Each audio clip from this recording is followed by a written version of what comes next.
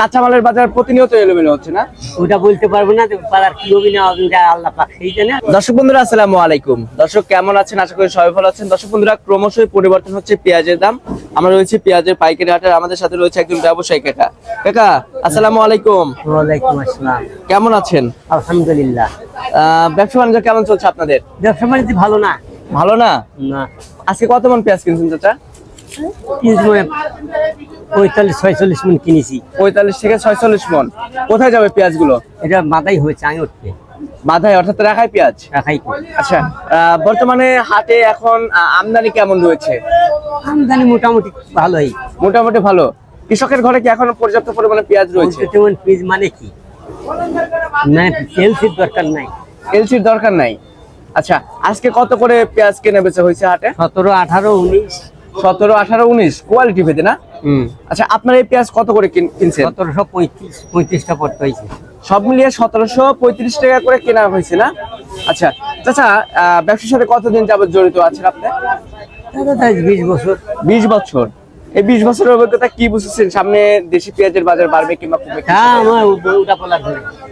তার মানে কাঁচামালের বাজার প্রতিনিয়ত এলোমেলো হচ্ছে না? ওটা বলতে পারবো না, বাজার কি হবে না হবে ওটা আল্লাহ পাক সেই জানে।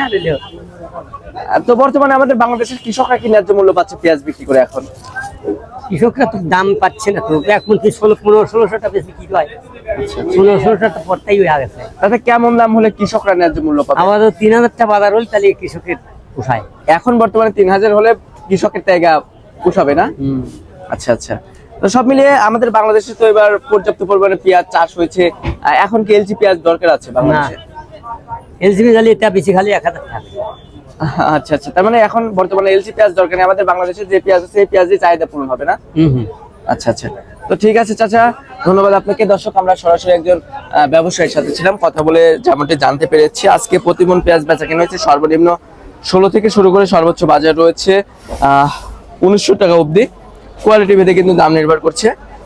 আপনাদের জেলায় আজকে কেমন দাম রয়েছে একটু কমেন্ট সেকশনে জানিয়ে দিবেন। আমরা কিন্তু পাবনা জেলার বিভিন্ন হাট বাজার থেকে পেঁয়াজ, রসুন অর্থাৎ কৃষি পণ্যের দাম জানিয়ে দেই।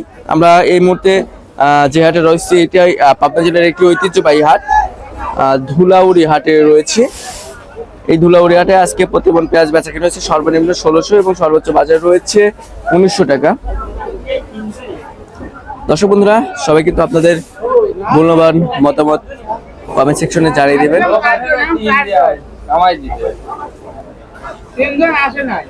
তো দর্শক বন্ধুরা,